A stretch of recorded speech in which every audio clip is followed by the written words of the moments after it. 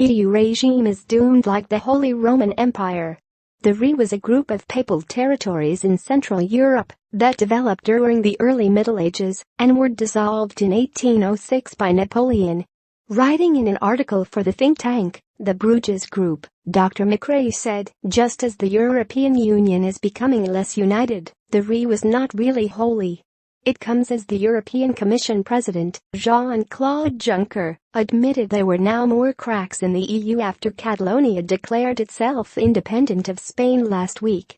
Dr. McCrae said that by 2027, there will be rising tension between nostalgic nationalism and expanding ethnic enclaves.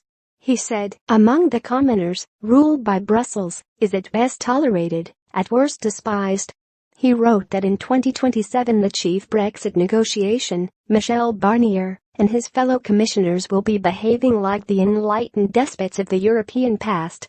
The Brexit campaigners article claims that Mr. Barnier will be undermined by secessionists as the bloc becomes increasingly detached. He argues in an article that first appeared in Conservative Women that the RE ended as an embarrassment of corrupted ideals, and the EU may be going the same way. He said, for now, the EU seems to have strength and resilience, the combined might of France and Germany, its neoliberal multiculturalism and inspiration to youth.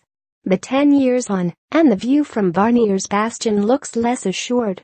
Dr. McCrae thinks the EU will end slowly. He said, the soldiers, experienced only in handing out food tokens to crowds of migrants, are refusing to fight. And this is how the most apparently impermeable and permanent regimes end, not with a bang but a whimper. The European Council has similarities to the empire's old Reichstag, where the representatives of the German cities would meet. In 2013, the New York Times said, both the European Union and the Empire are characterized by interminable and inconclusive debate. Earlier this year, Boris Johnson, the former mayor of London, said that history teaches us that attempts to create a unified body have always been doomed to failure. He said, Napoleon, Hitler, various people tried this out, and it ends tragically. The EU is an attempt to do this by different methods. But fundamentally what is lacking is the eternal problem, which is that there is no underlying loyalty to the idea of Europe. There is no single authority that anybody respects or understands. That is causing this massive democratic void.